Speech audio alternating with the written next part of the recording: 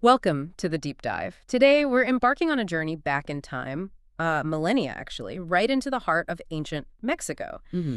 Now, when we think of this incredible history, images often flash to mind. These breathtaking pyramids piercing the sky, the intricate wisdom of calendars tracking cosmic movements, the sheer artistry just poured into stone and jade. Absolutely. It's stunning stuff. It's a history saturated with monumental achievement and, yeah, profound beauty. And look, that grandeur, it is absolutely worth acknowledging. Definitely. But what if I told you that was only one facet of a far more complex and, frankly, often harrowing reality? It's true.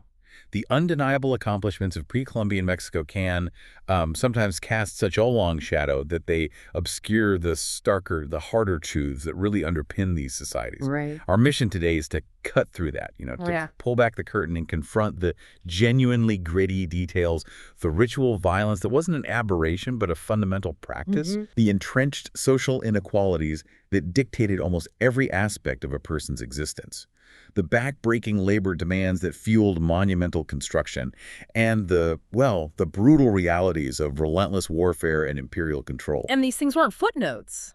Not at all. These elements weren't minor footnotes in the history books. They were central, absolutely defining features of life in these sophisticated civilizations. And it's crucial to remember this isn't about imposing our modern judgments onto the past, right? Exactly. That's not the goal. It's about striving for a full, nuanced understanding of these cultures in their own context. We're using what archaeology has painstakingly uncovered and what historical accounts, often fragmented or, let's face it, biased, can reveal. We're trying to build a picture that is complete, even when that picture is difficult, maybe even deeply uncomfortable to look at. Yeah, we've got a stack of fascinating and sometimes profoundly unsettling material here, and we're going to unpack it chronologically. That seems like the best way to tackle this. Yes. We'll start with the earliest major civilization, the Olmecs, often called the mother culture. You kind of have to start there. Right. From there, we'll witness the rise of true urban giants like Teotihuacan, explore the vibrant but often fractious world of the Maya city-states, delve into the intensely militaristic society of the Toltecs, and finally, examine the imposing, all-consuming force of the Aztec Empire. Each one leaving its mark. Each left an indelible mark on the history of Mesoamerica, and as we'll peel back the layers, you'll see how each, in its own way, exacted a severe price from the lives of its people. Get ready to look at the past with a level of honesty that might just shake some preconceptions. Okay, let's dive right in and start with the very foundations, the Olmecs. Thriving in the tropical lowlands of the Gold Coast from roughly, 1400 to 400 BCE? Somewhere around there. That's the time frame, yeah. Their cultural impact on later Mesoamerican society is undeniable. But even at this early stage, their societal structure shows clear patterns of significant burden placed upon the population. How so? What are we seeing? That's absolutely right. Archaeological evidence from major sites like San Lorenzo and La Venta reveals a clearly stratified society emerging quite early. You had a distinct elite class who effectively controlled crucial resources, managed the increasingly complex agricultural production, primarily maize, beans, and squash shade. Staples. The absolute staples. And importantly, they dominated emerging long-distance trade networks for valuable goods. And how did this elite consolidate and display their growing power? Through truly colossal building projects. Okay, colossal. You immediately think of those massive earthen platforms, right? The early pyramids. Exactly. And of course, the truly iconic colossal stone heads. Just picture those things. Some of them weigh up to 20 tons, carved from these huge basalt boulders. Huge. And they weren't found next to the quarry, were they? They were moved. No, that's the staggering part. They were transported over distances of 60, sometimes even 70 kilometers from the Sierra de los Tuxtlas Mountains to sites like San Lorenzo and La Venta. 70 kilometers with Right. 20-ton stones. Yeah. That's not just a big job. That's an engineering feat of staggering proportions for a pre-industrial society. It's almost unbelievable. How did they even... It is. It required immense, coordinated labor. And this labor force was directed by a central authority that clearly held significant power. Okay, so who was doing the work? And where did this labor come from? Overwhelmingly, from the commoner population. These were the people living mostly in rural settlements surrounding the ceremonial centers, the farmers whose surplus production helped support the elite and the laborers. Right. While historical speculation suggests these commoners were probably free, whatever that means in context. Yeah, what does that really mean? Exactly. The sheer relentless effort needed to quarry, transport, and erect these enormous monuments dedicated to elite power structures implies a substantial and ongoing societal obligation. This wasn't voluntary weekend work. It was a demanded contribution, likely enforced. And you just can't discount the sheer hardship of that. Imagine being called away from tending your own crops, from making sure your family has enough food, to spend weeks, months, potentially years just hauling this unbelievably heavy rock across tough terrain. Swamps, rivers. Right. All to build something that ultimately reinforces the status and power of the guys at the top who aren't doing that backbreaking labor. That's a tough reality to live under. It undeniably is. Okay. And the archaeological findings underscore this stark class separation. You find remnants of more elaborate houses and burials associated with the elite, standing in stark contrast to the much simpler dwellings and less adorned burials of the commoner population. It's quite clear. So the inequality was visible even then. Oh, yeah. This dynamic where elite power was legitimized and expressed through the mobilization of massive commoner labor for projects that served primarily to reinforce that elite power set an early and incredibly demanding pattern for Mesoamerican societies. Started right here. And interwoven with all of this, right from the beginning, was this intense ritual life. Bloodletting, or auto-sacrifice, is something we see strong evidence for with the Olmecs, particularly associated with rulers and high-status folks. That's correct. They employed specialized tools specifically for this purpose. We've found tools like natural stingray spines, others crafted from ceramic, shark teeth, incredibly sharp blades made of obsidian. Obsidian, yeah. Razor sharp. Exactly. And intricate carved perforators made of jade. These weren't symbolic trinkets. They were designed to pierce sensitive body parts, the tongue, earlobes, and even the genitals. That just sounds excruciatingly painful. Seriously. And they perform these acts publicly. Often, yes. These acts were frequently performed in public contexts, primarily by rulers, elites, and shamans. The underlying motivations were deeply profound within their worldview, maintaining reciprocal relationships with the ancestors in the spirit world, ensuring cosmic order and balance. Keeping the universe running. Pretty much. Opening channels of communication with deities, and, critically, reinforcing the legitimacy of the ruling lineage. For an elite individual, especially a ruler, to publicly shed their own blood was an incredibly powerful, visceral demonstration of their unique, sacred connection to the divine, and their willingness to make a personal sacrifice for the well-being and order of the community. It solidified their authority in a very tangible, very bloody way. Absolutely. So in a way, their pain was a form of political performance, a statement. It certainly had a potent political dimension, yes. While profoundly religious, in a society where religion and political power were inseparable, these acts of self-mortification carried immense weight. Right. But ritual violence among the Olmecs wasn't limited to drawing one's own blood. While direct archaeological evidence is less abundant than in later cultures, there is compelling and deeply disturbing evidence pointing to the practice of human sacrifice at this early stage. Okay, this is where things get profoundly unsettling. What kind of evidence has been found? At a site known as Elmenity, which appears to have been a kind of sacrificial bog or spring, archaeologists have discovered disarticulated human remains carefully deposited with other offerings. Disarticulated, okay. This includes full skeletons of newborn or even unborn infants, Oh, God. dismembered femurs, and skulls found alongside ritual objects. This evidence has led to strong speculation about the practice of infant sacrifice, perhaps linked to certain recurring themes in Olmec iconography involving infants. Wow. It's a deeply disturbing possibility, suggesting how early and how tragically sacrifice could manifest in this culture. Unborn infants. That's a level of brutality that's almost hard to comprehend. Wow. It is a chilling finding. And the picture becomes even more graphic when you look at the rock carvings found at Chalcatzingo. These depict explicit scenes of ritual human sacrifice. Okay, carvings showing it happening. Yes. The victims portrayed appear to be high-status individuals, likely captive warriors or rulers captured from rival groups. You can still see remnants of their elite adornments in the carvings, but they are shown bound, humiliated, utterly stripped of their former rank and power. Completely powerless. Utterly. Some victims might even have been god-bearers in certain rituals, or perhaps even merchants caught up in conflict. And the methods depicted in these carvings? Are they as grim as the concept? They are starkly brutal, leaving very little to the imagination. Monument 2, for instance, appears to show a victim being beaten to death with clubs. Oh, man. Monuments 3 and 31 illustrate victims being disemboweled, sometimes with the involvement of felines or the animal alter egos of the rulers who are presiding over the sacrifice. Disemboweled. And Monument 3 also contains imagery that strongly suggests heart extraction, a horrifying preview of a practice that would become infamous in later Mesoamerican cultures. So that iconic Aztec heart sacrifice, which is so widely recognized, we might be seeing its origins depicted right here with the Olmecs, centuries earlier. The imagery certainly points in that direction. It's a very strong possibility. These brutal acts of sacrifice were often symbolically linked to agricultural renewal. You sometimes see vegetal motifs or plants seemingly growing from the victims in these depictions. And once again, to elite power, with rulers or their animal manifestations shown as the active sacrificers. So power, fertility, violence, all tangled up. Exactly. There's also some speculation, based on context, that the Olmec ballgame might have ended with the sacrifice of the losing team, a pattern seen elsewhere in Mesoamerica. Right. Later historical accounts, filtered through the lens of the Aztecs centuries later, also hint at Olmec practices involving intense penance through bloodletting from various body parts and, significantly, waging wars specifically for the purpose of securing sacrificial victims.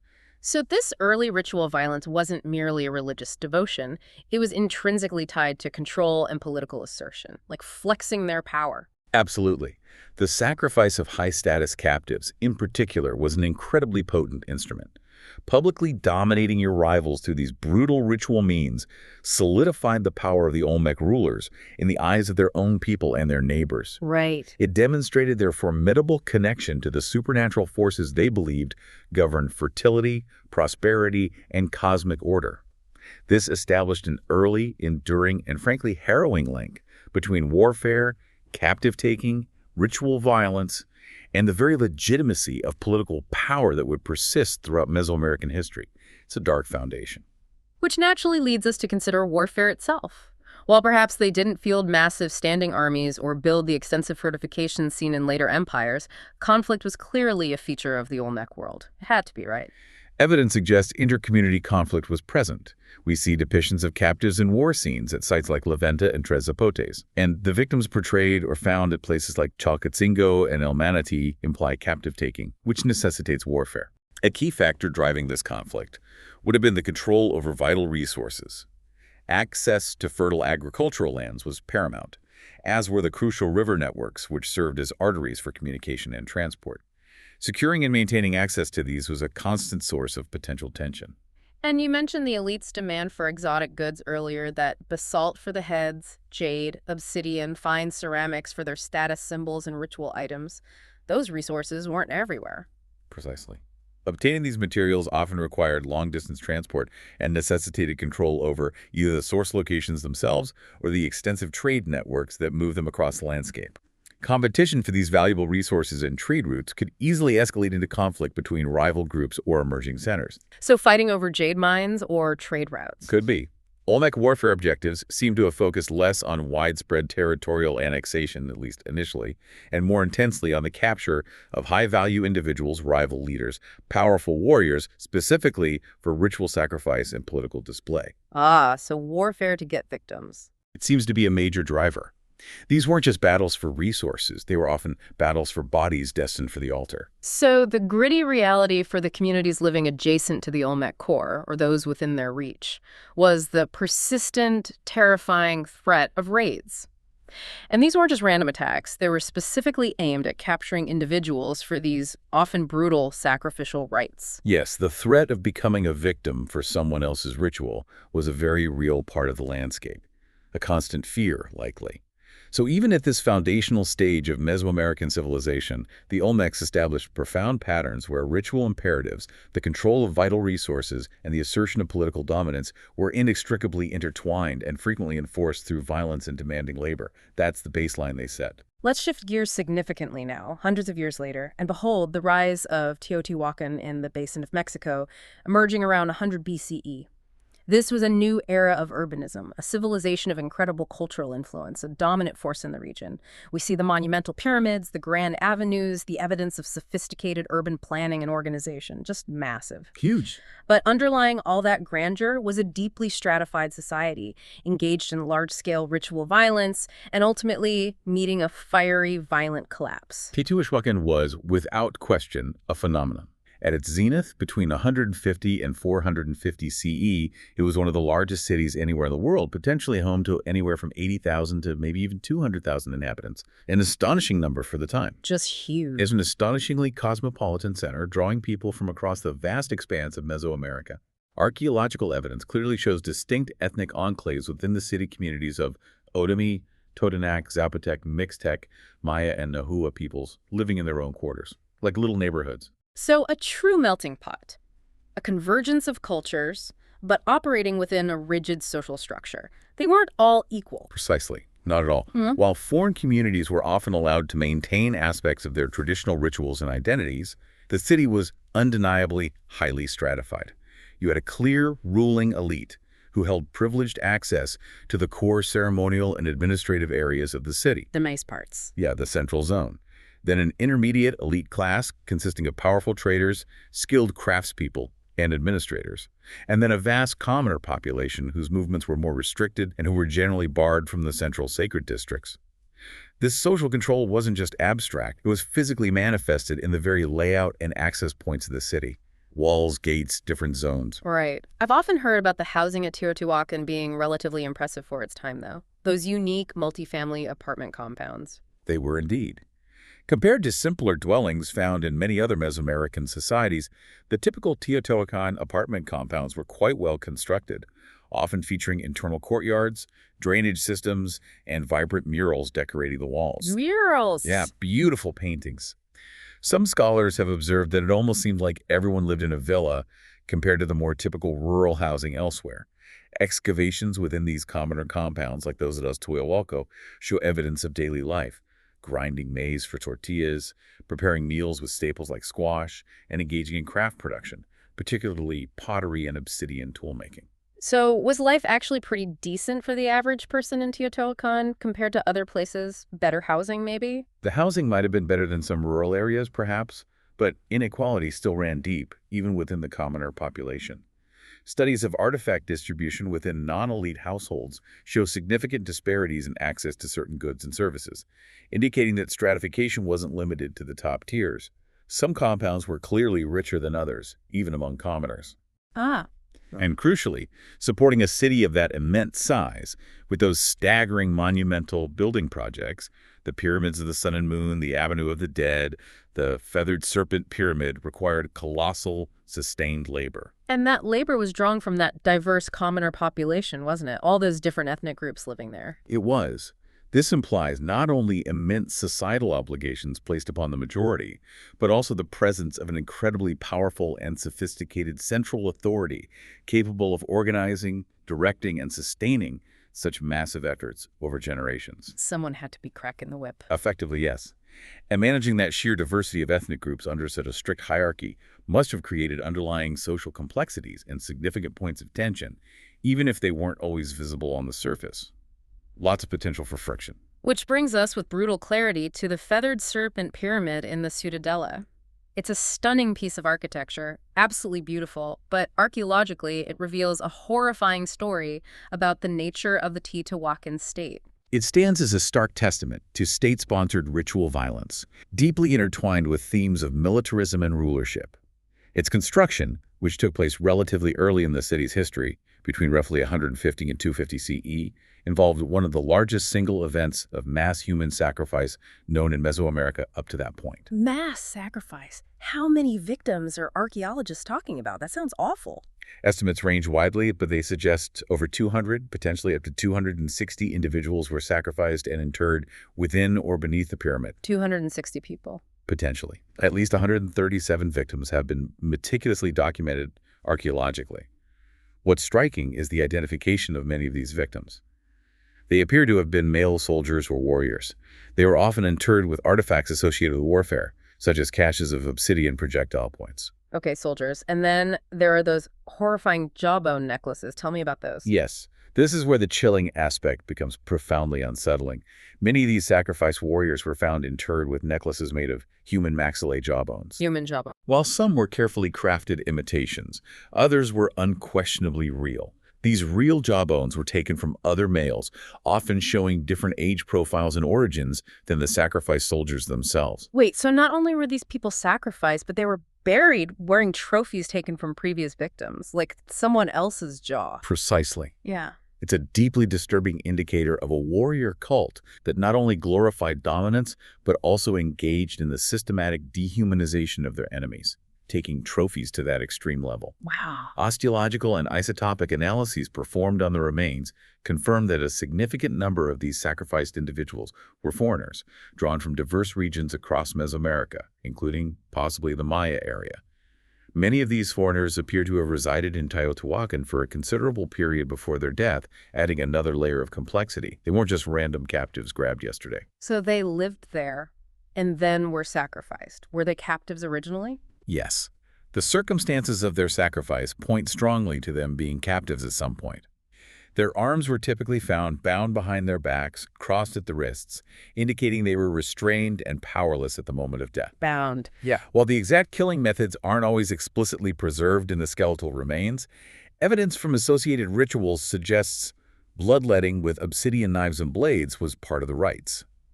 Decapitation was also practiced in other areas of the city, like at the Moon Pyramid, based on findings there.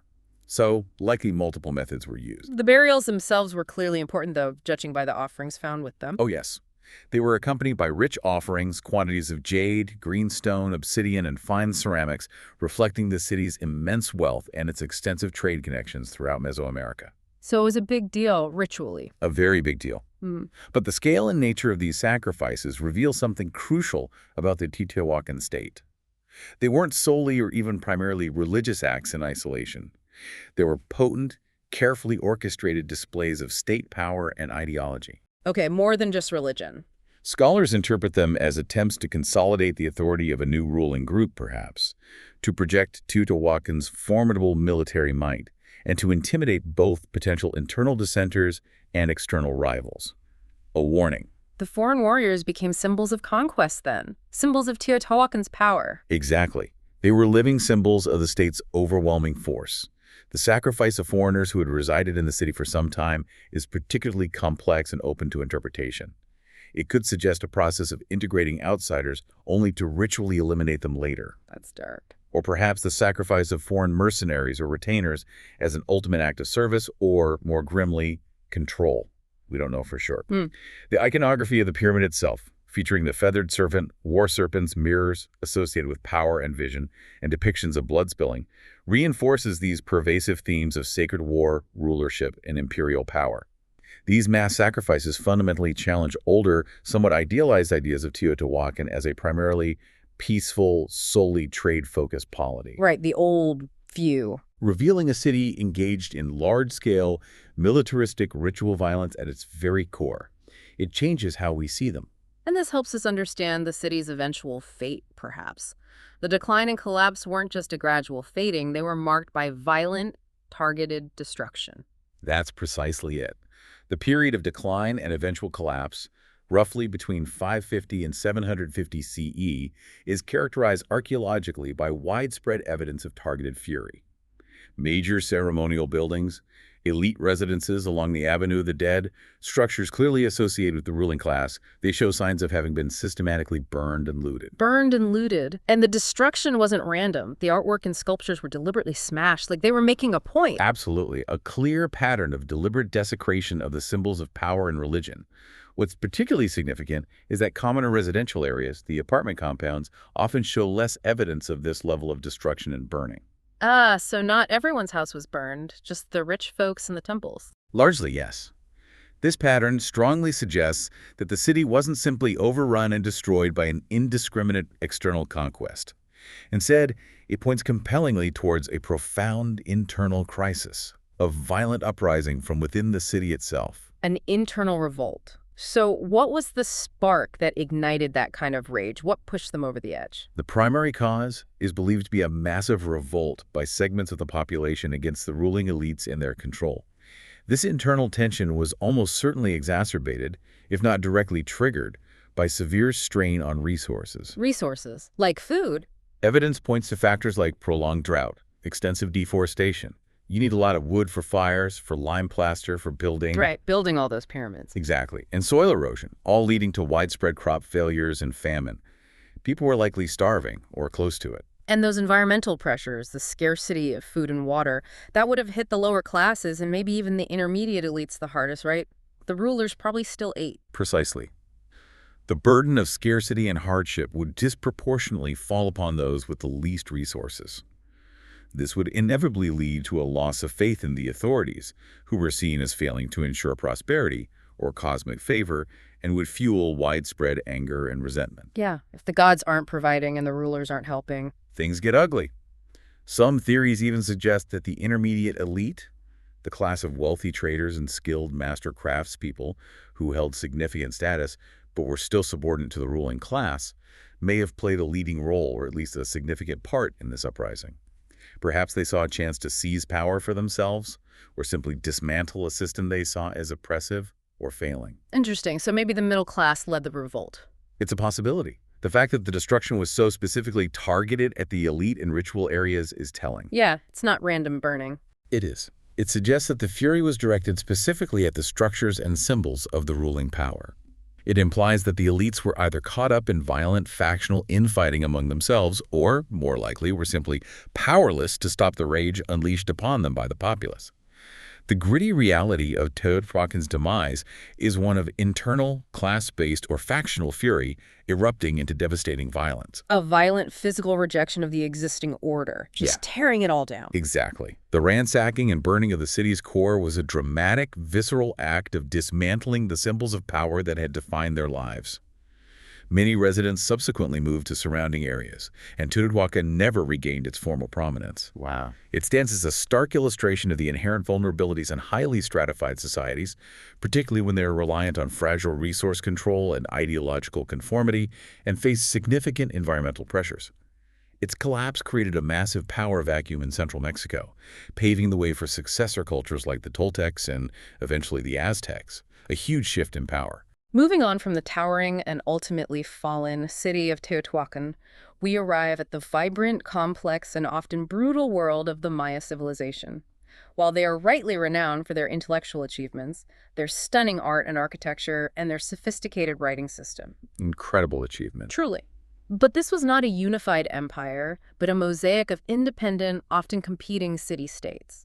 And this sophistication was built on foundations of constant conflict and ingrained brutality. The Maya civilization, particularly during the Classic period from roughly 250 to 900 CE, and continuing with significant cultural centers in the post-Classic, was defined by its decentralized nature.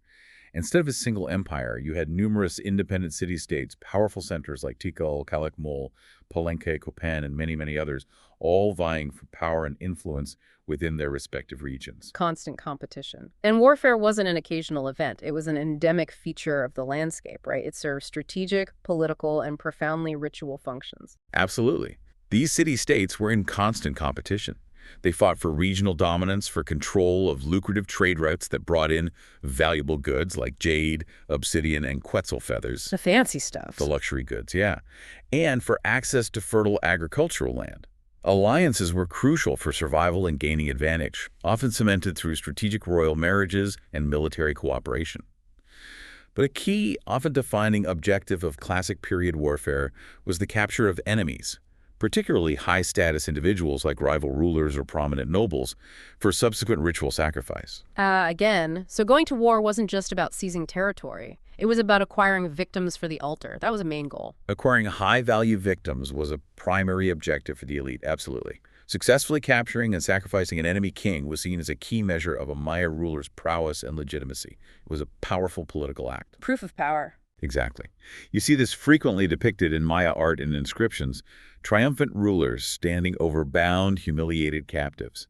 While capturing victims for sacrifice was a major focus, conflicts also involved outright territorial conquest, imposing control over defeated polities, and extracting tribute.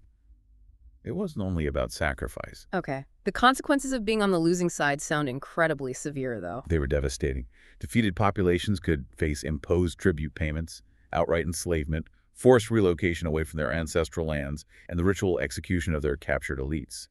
We even see archaeological evidence that challenges older notions of limited ritual warfare. Like what? For example, the discovery of the violent destruction of a site like Vixna in the late 7th century indicates that total war, aimed at annihilating an enemy city, was certainly within the Maya repertoire and not limited to later periods. They could be utterly ruthless. So they weren't just playing ritual war games, they could wipe each other out. They could, and sometimes did. Who were the combatants in these wars? Was it just the kings and nobles leading the charge, looking glorious? Kings and high-ranking nobles frequently led their armies into battle and participated directly in combat. They were equipped with weaponry, like thrusting spears, clubs, atlatl darts, and slings. The bow and arrow became more prominent later. However, it's increasingly recognized that non-elites, commoners, were also deeply involved and significantly affected by warfare. How so? They served as combatants, were conscripted to provide provisions and support for armies, and were often the primary victims of raids and displacement when their communities were attacked. Their villages got burned, they got captured. So this focus on ritual capture didn't make the warfare any less brutal for the average person caught in the middle? Not in the slightest. The ritual dimension didn't diminish the tangible brutality or the devastating consequences for all levels of society. Constant conflict and intense competition between city-states was a defining, stressful characteristic of the Maya world, contributing significantly to the fluctuating power dynamics, the instability, and ultimately the myriad stresses that played a significant role in the decline of many classic Maya polities. It wore them down. And central to their world, deeply woven into every aspect of life, was ritual sacrifice, including human sacrifice. It was believed to be essential for nourishing the gods and maintaining cosmic order, that blood debt idea again. Yes, ritual sacrifice was pervasive and absolutely fundamental to Maya cosmology and daily practice. Blood was considered an incredibly potent life force, referred to by a term like chol, and it was believed to be required by supernatural entities to sustain the cosmos and ensure the continuity of life. So the gods needed blood. That was the core belief. Victims were typically high-status prisoners of war. Enemy kings and nobles were the most highly prized offerings, seen as embodying the power of the defeated state. Lower-status captives were often relegated to labor or other forms of less prestigious sacrifice. Okay.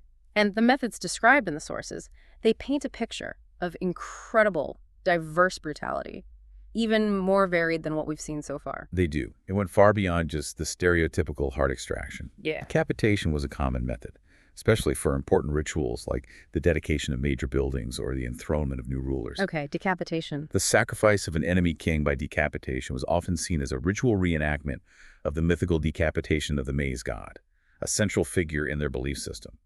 Classic Maya art, particularly from sites like Bonampak and Yaxchilan, depicts scenes where victims were tortured, beaten, scalped, potentially burned or disemboweled before they were decapitated. Tortured first. Oh, man. The reliefs at post-classic Chichen Itza also prominently feature graphic decapitation scenes on the platforms associated with sacrifice.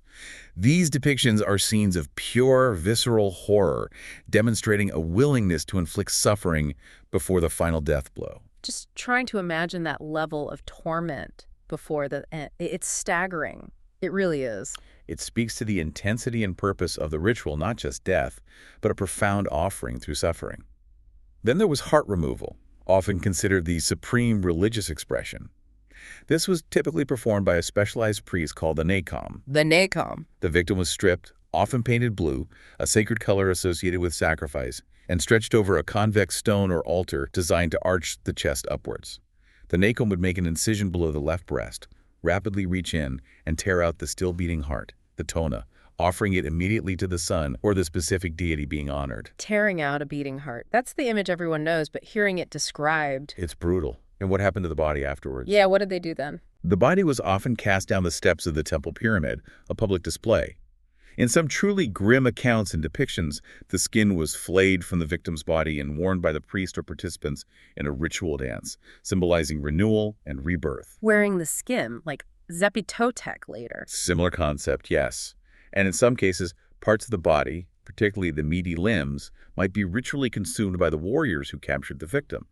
This ritual cannibalism was linked to absorbing the defeated enemy's strength or power and was seen as an act of warrior honor. Ritual cannibalism, wearing the flayed skin of a victim. These practices are profoundly difficult for us to reconcile, just completely alien to our thinking. They are, and they highlight how deeply different their worldview and ritual imperatives were. There's also arrow sacrifice. The victim, again stripped and painted blue, was bound to a stake or frame. Blood might be drawn from their genitals and smeared onto a deity image. Oh. A white target might be painted over their heart, and dancers or warriors would shoot arrows at them until their chest was filled with shafts, resulting in a slow, agonizing death. This practice is recorded from the Classic period and described in later accounts. Agonizing death doesn't even begin to cover that, just riddled with arrows.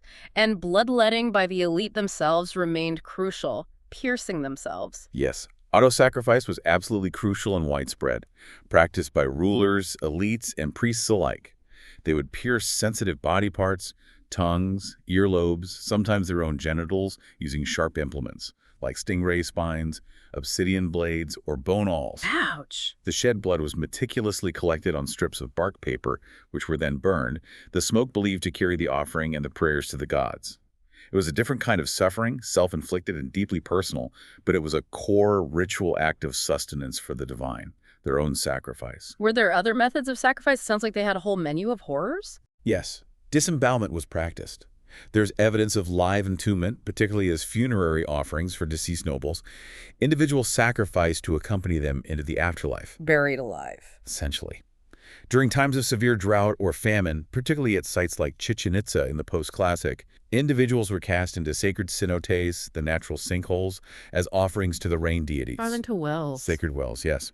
Some accounts even suggest victims were bound into a ball and ritualistically played in a version of the ball game before their sacrifice. Played like a ball. A human being. That's what some interpretations suggest. The sheer variety and the extremity of the brutality involved underscore the profound importance of these offerings within Maya cosmology.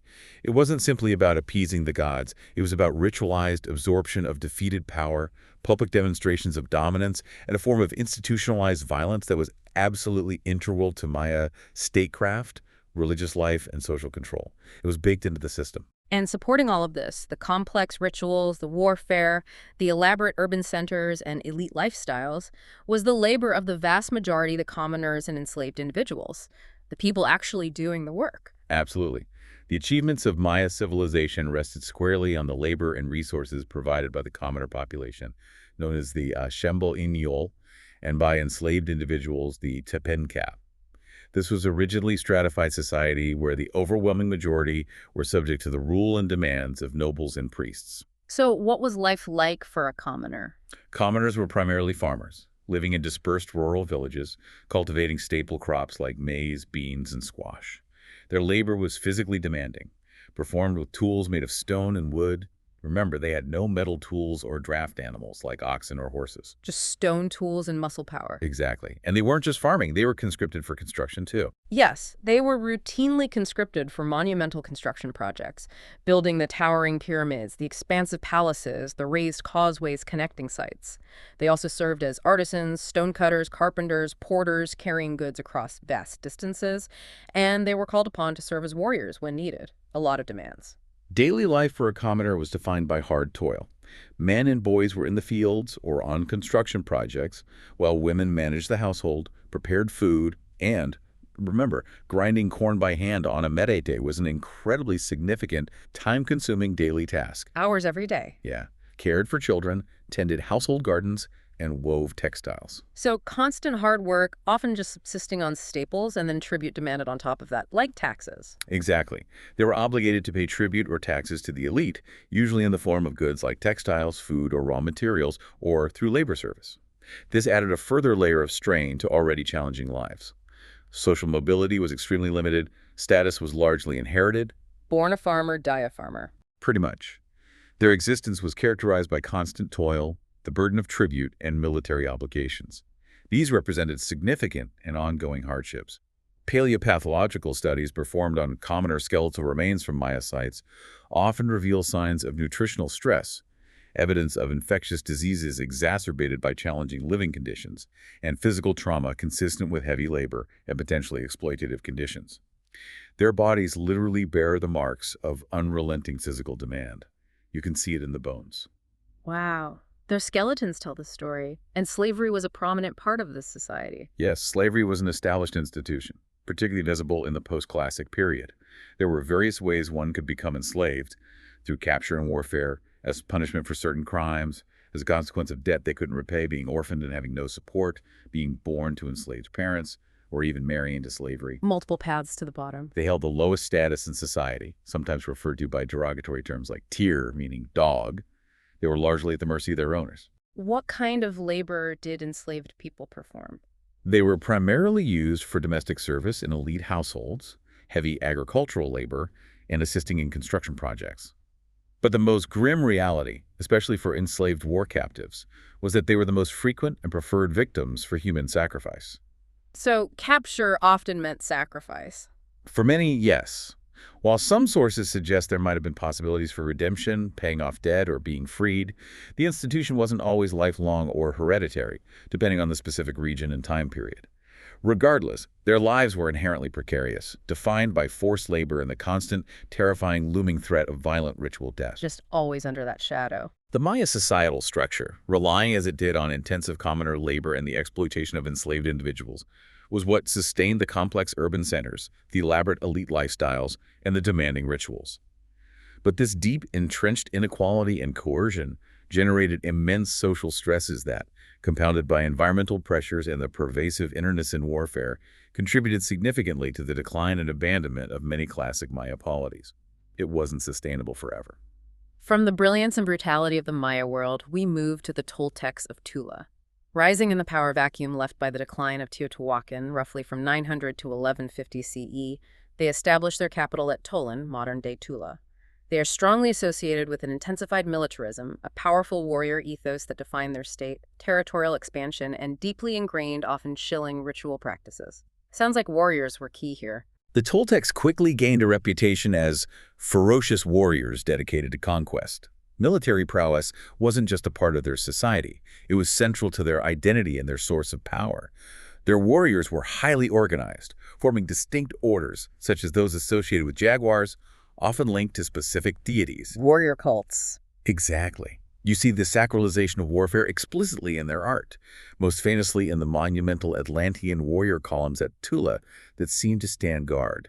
They were well-equipped, using padded armor, shields, short swords, the effective atlatl or spear thrower, and a formidable heavy weapon that seems to have been a hybrid of a club and an axe with a curved blade. Nasty stuff. Sounds effective. And they actively spread their influence, often through military force, right? Yes, they actively spread the cult of their feathered serpent deity, Quetzalcoatl, often through military expansion and the imposition of their power. Their wealth appears to have come primarily from tribute exacted from conquered peoples, rather than relying solely on trade, although trade networks certainly existed. So conquest paid the bills. This heavy reliance on tribute meant their economy was fundamentally fueled by conquest. While there's academic debate on whether they constituted a true, vast pan-Mesoamerican empire or more of a regional kingdom with significant influence, their impact was substantial. How so? This is particularly evident in the strong architectural and artistic similarities between Tula and a later Maya city of Chichen Itza in the Yucatan Peninsula, which is often interpreted as Toltec nobles or warriors settling there after a period of military conquest, bringing their cultural and militaristic traditions with them. That connection is hard to ignore. So for communities within the Toltec sphere of influence, the rise of this power meant not just imposed tribute, but the constant terrifying threat of their military force descending upon you if you didn't pay up. Exactly. Living under the shadow of a militaristic state with tribute demands was a harsh reality. And their religious practices were deeply intertwined with this warrior society, involving extensive human sacrifice, including some forms that are particularly disturbing and set them apart even from what we've already discussed. More disturbing.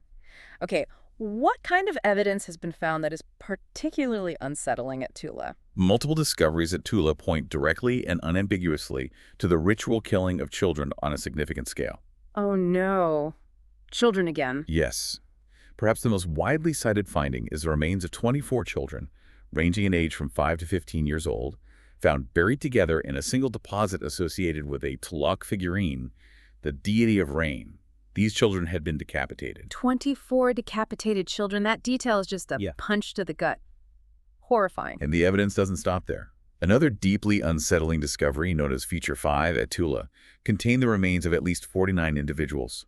Vital archaeological analysis of these remains revealed that the vast majority of these individuals were young children, many found interred in seated or squatting positions. 49 people, mostly kids. What happened to them? Further analysis of these remains provides even more harrowing details. Many of these child victims exhibited cut marks on their skulls and skeletons, strongly indicative of flaying, the removal of skin from the body. They were flayed, the children. That's what the evidence suggests. Some individuals in this deposit were represented only by their skulls and cervical vertebrae, once again pointing directly to decapitation as the method of death. So decapitation and flaying. Flaying children. It's almost impossible to process that level of ritual violence. Just unthinkable. It is profoundly disturbing. Interestingly, bioarchaeological studies also indicated that many of these child victims appeared to have been in poor health, showing signs of chronic illness. Sick kids, why? This detail echoes observations from later Aztec child sacrifices to the rain god Tlaloc, where the tears of suffering children were considered a favorable omen for rain. It suggests a truly brutal belief system where the very suffering of the child before death was seen as ritually significant and desirable as an offering. Their tears were the offering. That is twisted. Sacrificing sick kids because they're crying was good for the ritual. It's a difficult concept to grasp.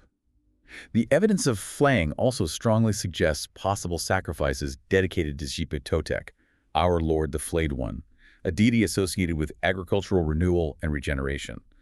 A large sculpture of Xipe-Totec was found near Feature 5, reinforcing this connection. So flaying linked to rebirth, like shedding skin. Exactly. The horror of flaying, paradoxically, linked to the concept of rebirth and the shedding of the old skin like a corn husk. Were there other, perhaps less specific signs of sacrificial practices at Tula, besides the children? Yes, Tula features Chacmul statues, the reclining figures with bowls on their chests, believed to have held offerings, including human hearts or other sacrificial elements. We see those elsewhere, too. Right, the Chacmuls. And significantly, there was a Zompantli, a skull rack, located prominently in Tula's ceremonial plaza. This was where the severed heads of sacrificial victims were publicly displayed. A skull rack. That must have been an incredibly powerful, intimidating visual statement right in the middle of town. It sent an unambiguous message of the state's power, its commitment to these rites, and the fate of those who might oppose it or be conquered. While there's some debate about how graphically sacrifice was depicted in Toltec art compared to, say, the Maya or Aztecs, some argue Tula's friezes use more symbolic imagery, alluding to sacrifice indirectly rather than depicting the act itself. So less graphic art, maybe? Perhaps. But that doesn't change the brutal reality of the archaeological findings. Yeah. Mass child sacrifice through decapitation and flaying.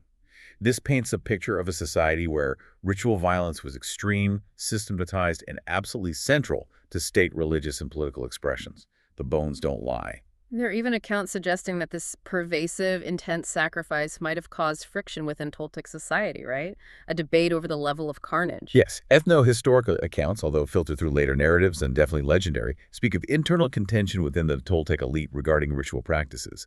They describe a conflict between the legendary ruler Tupiltzin Quetzalcoatl, who is portrayed as advocating for a less violent form of worship. Quetzalcoatl again. Yes, potentially favoring symbolic offerings like jade and serpent imagery over extensive human sacrifice, and the followers of the deity, Tezcatlipoca, who represented a more bloodthirsty faction demanding more human offerings. So even in a culture where intense ritual violence was prevalent, it wasn't necessarily universally accepted or practiced without question.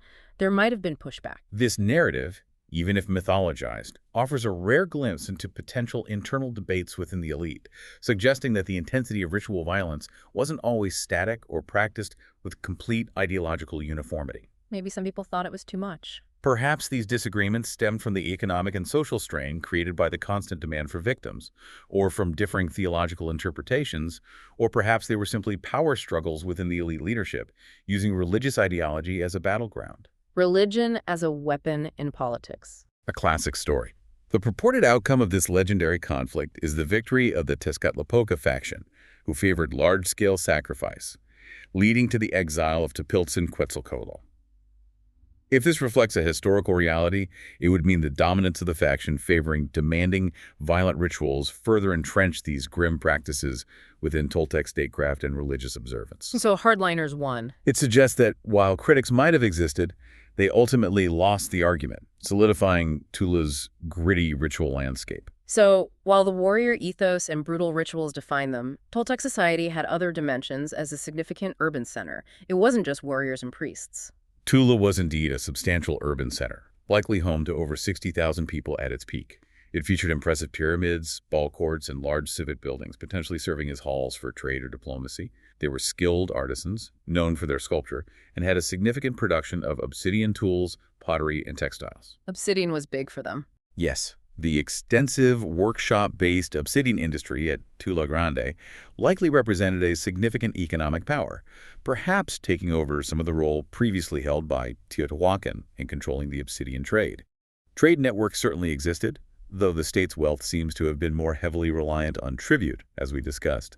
And commoner lives in this militaristic, ritualistic state, still carrying a heavy burden, I imagine. Yes, the large urban population, the demands of monumental projects, and the requirements of the craft industries all imply a substantial commoner labor force.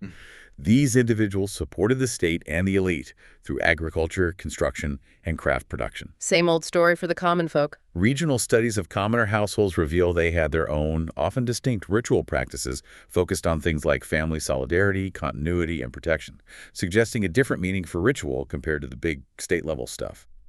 But the primary burden for this class was undoubtedly the support of a militaristic state, with significant demands for both tribute and participation in the intense, costly state rituals. Life wasn't easy. Which brings us to the civilization that would dominate Mesoamerica on the eve of the Spanish conquest, the Aztec Empire. The Triple Alliance, rising around 1325 CE, became the dominant force. A sophisticated state with complex hierarchy, relentless expansion, and an extraordinary, frankly staggering emphasis on human sacrifice. This was grandeur built on warfare, tribute, and intensely demanding rituals. The big one. For the Aztec Empire, warfare wasn't just a tool. It was the engine of their expansion and the absolute cornerstone of their statecraft. Under powerful rulers like Quetzalcoatl and Moctezuma Ket, they systematically conquered neighboring city-states, known as Altepetl, incorporating them into a vast and increasingly demanding tributary network. They built an empire fast. They developed a highly organized, formidable military machine. At a core were elite professional soldiers, renowned warriors like the Eagle and Jaguar Knights, who were often drawn from the nobility. Supporting them were massive contingents of conscripted commoners, the Miswalten. And for those commoners, distinguished military service, particularly capturing enemies, was one of the few ways to gain status, right? To move up in the world. Yes, it offered a rare, though dangerous path for social mobility within the rigid Aztec hierarchy.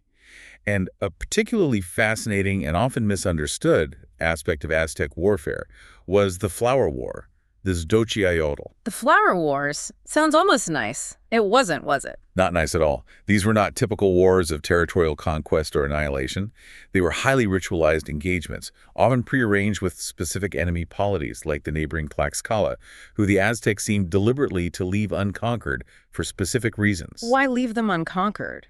To fight them later? It seems so. What were the purposes of these flower wars, if not standard conquest? Yeah, what was the point? They had two primary interconnected goals. First, to secure a steady supply of live captives for human sacrifice. The objective was capture, not killing on the battlefield. Oh, keep them alive for the altar. That was priority one. Second, they served as essential combat training and a proving ground for warriors, especially young recruits, allowing them to gain experience and capture their first victims. These wars became more formalized or intensified after a period of severe droughts and famines in the mid-1450s. Bad times. Which the Aztecs interpreted as divine displeasure, requiring more substantial blood offerings to the gods. So they institutionalized these wars to get more victims. So it was a brutal, systematic way to ensure victims for the rituals and keep their warriors sharp, even with unconquered neighbors acting as sparring partners. Precisely. That's a good way to put it. They were often fought on designated neutral battlefields. The objective was to injure and capture opponents alive, not kill them outright in the field. This is reflected in the type of weaponry primarily used in these engagements. Warriors favored melee weapons like the macahuitl, the devastating obsidian-edged club sword. The obsidian chainsaw thing? Kind of, yeah. And the tepastopi, a thrusting spear with obsidian blades, generally avoiding projectile weapons like bows and arrows that could cause immediate fatal injuries from a distance. They wanted captives, not corpses on the field. And the treatment of these captives from the Flower Wars, were they treated differently? They were highly valued prizes. Captured individuals were escorted back to the victor's city, often to Tenochtitlan, and held for specific sacrifice ceremonies. They were treated with a deeply unsettling, paradoxical mix of reverence, as they were seen as future offerings to the gods, embodying a sacred role in brutality. Reverence and brutality, how does that work? Which could involve physical hardship, psychological torment, and public humiliation leading up to their death. It was a truly twisted reality for the captive, honored as a sacrifice, but tormented beforehand. That's messed up. For the Aztec warrior, dying in a flower war, referred to as a flowery death, was considered exceptionally honorable and was believed to grant passage to the sun god's paradise. This system was brutal but efficient, ensuring a consistent supply of sacrificial victims, maintaining the martial readiness and social cohesion of the warrior class, and strategically managing relationships with certain hostile but unconquered neighbors. And this brings us to the absolute peak, the apogee of human sacrifice in Mesoamerica. It was pervasive, central, and seemingly performed on a scale that just dwarfed many earlier cultures. Is that right? It was fundamental to the very fabric of Aztec life and belief. Their worldview was structured around the belief that the gods had sacrificed themselves, shedding their own blood and bodies to create the current world, the fifth sun, and to give life to humanity. The creation myth involved sacrifice. Deeply. Humans, therefore, owed a profound debt of blood, known as Nextlahuatl debt payment, to sustain the deities and maintain cosmic balance. This provided the powerful ideological framework that justified the constant, varied, and large-scale ritual killings. It wasn't seen as cruelty by them. It was seen as a sacred, necessary duty to keep the universe from literally ending. The stakes were cosmic. And the methods were incredibly diverse, often specifically tailored to the deity being honored, even more than the Maya. Yes, they had a grim repertoire. Heart extraction was the most common form. The victim would be led or dragged to the top of a temple pyramid and laid stretched out over a sacrificial stone, a tek cattle, or a chakmul. The classic scene. 4 priests would hold down their limbs while a 5th, often a specialized priest, would slice open the chest with a ceremonial flint or obsidian knife and rapidly tear out the still-beating heart, the tona, offering it to the sun god or the specific deity of the temple. The body was then often cast down the steep temple stairs. Right down the pyramid. Beyond this, priests and even onlookers frequently engaged in auto-sacrifice during major rites, piercing their own bodies to offer their own blood alongside the main sacrifice. And the aftermath could involve even more horrors. What happened to the bodies, the heads? The victim's head was often severed and placed on a tzompantli, a public skull rack, as a grim display. We have archaeological evidence of these racks holding thousands of skulls. Thousands. Yes. In some cases, particularly if the victim was a captured warrior of high status, parts of the body were ritually consumed, often the meaty limbs, by the warrior who captured them. This ritual cannibalism was linked to absorbing the defeated enemy's power and was considered a mark of warrior honor. Eating the enemy. Wow. There was also arrow sacrifice, similar to the Maya practice. Victims tied to a wooden frame and shot with arrows until they died from blood loss. Gladiatorial combat sounds like another brutal form, like Roman games, but deadly. It was. Captives, particularly those designated for sacrifice to the god Tezcatlipoca, were tethered by the ankle to a large stone, given mock weapons, and forced to face fully armed elite Aztec warriors in a ritualized combat. It was essentially a spectacle culminating in a predetermined slaughter, not a fair fight. No chance. For the fire god, Cuititlatl, or Xiuhticutli, victims were sometimes partially burned alive in a large bonfire before being dragged out for heart extraction. Burned first, then hard out. Unbelievable cruelty. And in the critical new fire ceremony, performed every 52 years to avert the end of the world, a victim was sacrificed, their heart extracted, and the new sacred fire was kindled in the victim's chest cavity as the most potent act of renewal. They started a fire inside the body, just trying to wrap your mind around that level of pain and ritual focus. It's unimaginable, truly. It speaks to the absolute extremity of their religious conviction and the lengths they believed were necessary. Flaying was central to sacrifices for Recipe Totec, our Lord the Flayed One. After the victim was killed, their skin was meticulously removed. Priests or participants would then wear the flayed skin for a period, symbolizing the shedding of the old and the renewal of life, particularly agricultural fertility. Wearing human skin, a shocking, visceral, ritual spectacle. Child victims were sometimes sacrificed, often through drowning, as offerings to the rain god Tlaloc. Their tears before death were considered a favorable omen for rain, as we discussed with the Toltecs. Sacrificing crying children for rain, just heartbreaking. And sacrifice was also linked to the ritual ball game, though the details are debated. Who were the victims in all this? Was it only war captives? Or did it touch everyone? War captives were the primary and most numerous source, secured through conquest and the Flower Wars. But victims also came from other segments of society. Slaves, Tlaken, who were part of a complex institution where slavery wasn't always permanent or hereditary, could be designated for sacrifice. Slaves could end up on the altar. Yes, children were sacrificed, sometimes reportedly offered by their own parents, particularly to Tlaloc. The skull rack at the Temple Mayor in Tenochtitlan included the skulls of women and children, confirming their inclusion among sacrificial victims. It wasn't just men. Women and children too. Okay. And god impersonators, take Sipsla, individuals chosen to embody a specific deity for a period, treated with immense honor and reverence, only to be sacrificed at the culmination of a major festival, embodying the god's death and rebirth. A very strange, high-status, but ultimately fatal role. Treated like a god, then killed like one. So victims could come from almost any segment of society under different terrifying circumstances. Yes, the motivations behind these sacrifices were multifaceted. The cosmological and religious were absolutely core. The repayment of the blood debt, next to Hawley, was seen as essential to sustain the cosmos, ensure the sun's movement, bring rain, guarantee fertility. It was a matter of life and death for the universe in their eyes. That was the justification. But it was also powerfully political. Mass sacrifice was a potent tool for asserting state power, reinforcing the social hierarchy, and maintaining control, both internally and externally. Public spectacles of sacrifice, such as the thousands reportedly killed at the dedication of the Great Temple in Tenochtitlan, served as potent intimidation and propaganda, demonstrating the state's power and its favor with the gods. A giant show of force. Absolutely. Warrior social mobility and honor were directly tied to capturing victims for sacrifice. In essence, sacrifice was a performance of state dominance and divine connection. The manner of death also determined one's afterlife, with death in sacrifice or battle considered the most noble, granting passage to the sun god's paradise.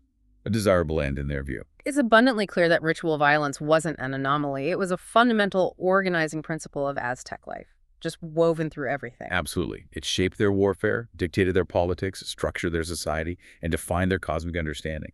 It was brutal, pervasive, and utterly woven into the fabric of daily existence. And supporting this immense structure, the rituals, the military campaigns, the lavish capital city of Tenochtitlan was a deeply, rigidly stratified society. Lots of layers. It was. Aztec society had an entrenched social hierarchy, with status, rights, and obligations primarily determined by birth. While some limited social mobility was possible, mainly through exceptional military service or entry into the priesthood, for the vast majority, your place was set. So break down the layers for us. At the top was the emperor, the Huey-Tlatoani. Below him, the hereditary nobility, the Pippleton. Then the commoners, the Mesoamerican. Below them, the rural tenants or serfs, the Maiques. And at the very bottom, the slaves, the Tlaloc-Hudan. The Pippleton, the nobles, lived a life of immense privilege, I assume. Palaces and feathers. Unquestionably. They were the hereditary elite, holding the highest positions in government, the military, and the priesthood. They owned vast estates, were largely exempt from manual labor and certain taxes, and had exclusive access to luxury goods, fine clothing, and specialized education in schools like the Olmecs. The fancy schools. Exactly. They lived in elaborate palaces supported by the labor of others. While they were expected to adhere to a strict code of conduct, and their transgressions were sometimes punished more severely because they were meant to be exemplars, their lives were built upon the systemic extraction of labor and resources from the lower classes. Privilege built on hardship. The commoners, the Mesoamerican, were the majority, the backbone. They were. The farmers, artisans, and lower-level merchants. They were primarily organized into calpulli, kin-based units, that held and managed communal lands, including the incredibly productive chinampas, the artificial islands or floating gardens. The chinampas. Genius farming. The calpulli distributed land plots to member families, organized collective labor for communal projects, and were responsible for collecting tribute owed to the state and local nobility from their members. They handled local organization. What was the reality of their daily lives? What was it like being a Mesoamerican? Lives characterized by hard agricultural labor or demanding craft production. And crucially, the constant burden of paying tribute and providing service to both the state and the local nobility. Famine and disease were significant, ever-present risks that could wipe out families or communities. Always precarious. While they owned land within their calpulli and participated in local governance, their lives were fundamentally a grind, supporting the complex system above them. Hard work, heavy taxes. And the makes, the serfs, even lower down. Below the commoners. These were rural laborers who did not own land themselves. Instead, they were essentially tied to noble estates, performing much of the heavy agricultural labor on these lands and contributing to building and maintaining temples and noble houses. So basically farmhands for the nobles. Pretty much. Their burden was arguably even heavier than the commoners. In return for cultivating a small plot for their own subsistence, they were obligated to turn over a significant portion of their produce, up to 30% or even more, as rent or tribute to the landowners. 30%, that's huge. A heavy tax burden, and they possessed fewer rights than the commoners. They were an exploited, tied class whose labor directly supported the wealth of the nobility. And then at the very bottom, the slaves, the tlacotin. You mentioned it was a complex institution, different from, say, American chattel slavery. How so? Yes, it's important to understand that Aztec slavery, while brutal in its potential outcomes, was not the hereditary absolute chattel slavery of later European systems. People became enslaved through various means, being unable to pay off debts as punishment for certain crimes like failure to pay taxes or theft, through capture and warfare if they weren't immediately sacrificed, or even through voluntary self-sale or selling children during times of severe famine or poverty simply to survive. Selling yourself into slavery to eat. Grim. Owners had certain legal obligations to feed, house, and clothe their slaves, and were legally obliged to treat them with some degree of fairness, although enforcement of these laws likely varied greatly. Slaves could marry, own property, even own other slaves, buy their own freedom, or be freed upon their owner's death. Their labor was owned, not their person entirely in the way we might understand it. They were used for personal service, domestic work, agricultural labor, or skilled crafts. So some rights, some potential ways out, but despite those nuances, the terrifying possibility of a violent end was very real for them too. Absolutely. This is the most grim aspect. This is the catch. Slaves who were deemed unruly, disobedient, or certain types of war captives could be fitted with a heavy wooden collar and sold specifically at market, often with the explicit understanding or designation that they were being sold for sacrifice. Sold specifically for the altar. Yes. So the lack of absolute chattel status didn't remove the horrifying possibility of a violent, ritualized death that hung over this class. The gritty aspects for these lower classes, from the commoners to the serfs and slaves, were stark. Unceasing labor, immense tribute burdens extracting a huge portion of their produce and time, vulnerability to famine, disease, and environmental hardship, the lack of fundamental freedom for the enslaved, and for many, the terrifying potential for sale or sacrifice. While the Aztec system had some limited avenues for mobility and certain legal protections, the fundamental inequalities and hardships for the vast majority were undeniable and deeply entrenched. And all of this, the empire's wealth, its power, its ability to sustain the capital and the elite, was fueled by the tribute system. This wasn't just an economic strength. It proved to be a fatal vulnerability in the end, didn't it? It was absolutely critical to the empire's existence. The Aztec Empire relied heavily on an extensive and incredibly demanding tribute system imposed upon conquered territories. When a city-state was defeated, its local rulers were often allowed to remain in place, but they were obligated to deliver regular, often substantial payments to the Triple Alliance in Tenochtitlan. What kind of tribute were they demanding? Was it just food or everything? Oh, it was incredibly varied, reflecting the diverse resources and productivity of the different regions they controlled. It included agricultural products like vast quantities of maize, beans, and chili, manufactured goods like textiles, warrior uniforms, pottery, paper, raw materials like firewood, building stone, cotton, animal skins. Everything imaginable. And crucially, luxury items from different ecological zones that fueled the elite lifestyle and rituals, exotic feathers from tropical birds, jade, turquoise, gold, copper, incense, and enormous quantities of cacao beans, which also served as a form of currency. Labor service for massive public works in Tenochtitlan was also demanded. The quotas were meticulously determined by the resources and estimated productivity of each province and collected regularly, sometimes multiple times a year, a constant drain. And enforced with brutal efficiency, I assume. You didn't want to miss a payment. Severely. Imperial tax collectors, known as kelpics, were stationed in the provinces. They were far more than just collectors. They were direct representatives of Aztec power. Essentially, the eyes and ears of the empire, overseeing collection, storage, and delivery back to the capital. The emperor's men. The existing Calpulli system within the conquered communities helped organize the local collection efforts. Botica traders, who traveled extensively throughout the empire, also facilitated the movement of tribute goods and served as intelligence gatherers for the state. Failure to meet tribute obligations or any sign of rebellion resulted in swift and often incredibly brutal military retaliation. Aztec armies were dispatched to reconquer, which frequently involved the sacking of cities, massacres of adult males, and the enslavement of women and children. Some particularly rebellious towns were razed entirely and repopulated with Aztec colonists to ensure future compliance. They made examples. The Cowpix, those tax collectors, must have been deeply resented. Hated, probably. They were often the first targets if a conquered community dared to rise up, their murder providing a clear pretext for Aztec military intervention. The tribute system was the economic lifeblood of the empire.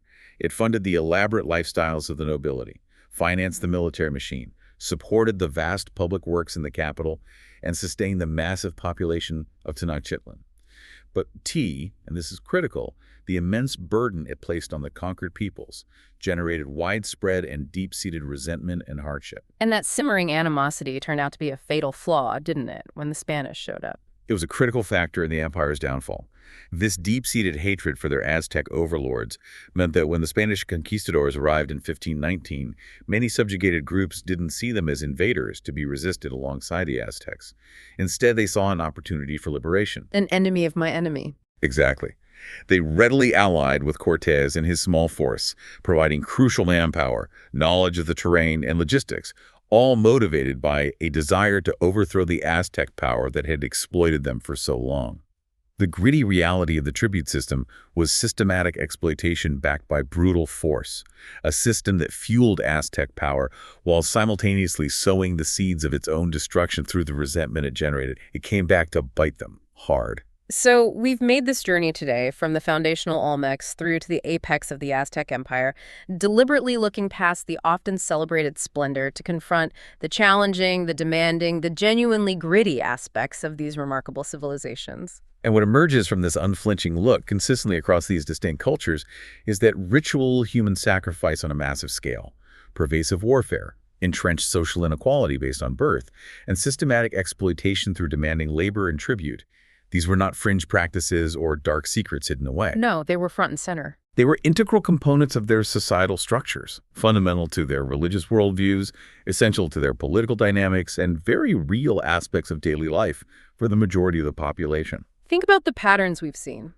The Olmec foundational labor burden for those colossal heads, and the early, brutal forms of sacrifice. Teotihuacan's mass warrior sacrifice, those horrifying jawbone trophies, and its violent internal collapse fueled by class fury. The Mayas' endemic warfare primarily for captives, their horrifically diverse and brutal sacrifice methods, and the relentless toil endured by commoners and the precarious existence of the enslaved. Just relentless. The Toltec militarism and tribute system, accompanied by chilling mass child sacrifice, the practice of flaying, and the intimidating skull racks. And finally, the Aztec Empire, representing the apogee of sacrifice in scale and variety, with warfare as its engine and the flower wars providing victims, built upon a rigid social hierarchy imposing unending burdens on the lower classes, all fueled by a brutally enforced tribute system that ultimately fostered the resentment that helped bring it down. Acknowledging these harsh realities is absolutely vital. It is not about judging them by our modern sensibilities, which would be anachronistic and unhelpful. It's about striving for a complete appreciation of their complexity. These practices were deeply, inextricably interwoven with their most sacred beliefs, their political systems, their economic realities, and their understanding of the cosmos. You can't separate the beauty from the brutality. Exactly. The gritty elements were often inseparable from the sacred, the political, and the economic fabric of their world. They saw it as necessary, however horrifying it seems to us. And understanding this allows us a deeper, perhaps more profound appreciation, doesn't it? It lets us appreciate the incredible resilience, the sheer adaptability, and yes, the profound humanity of the people who lived within these demanding, often terrifying systems. Yeah. They navigated a world structured by forces and beliefs that many of us today find shocking, even repulsive, yet despite these immense challenges and burdens, they built civilizations of truly incredible, undeniable achievement. Their legacy isn't just the awe-inspiring ruins and the beautiful art that survived. It's also in the enduring questions they pose about the nature of power, the strength of belief, the consequences of social injustice, and the diverse, often difficult paths human societies have taken throughout history. A respectful engagement with their complete history, including its most challenging and uncomfortable dimensions, is absolutely essential for truly grasping the richness and multifaceted nature of Mexico's deep past. You have to look at all of it.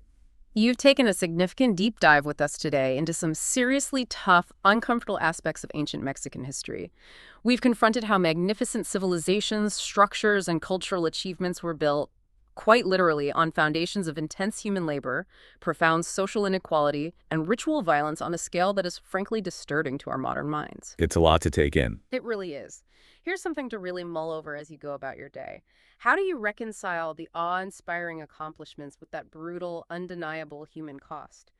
What does that inherent paradox tell us about the fundamental nature of power, or the complexities of the human condition itself, not just back then in Mesoamerica, but perhaps even right now in our own time? Something to think about.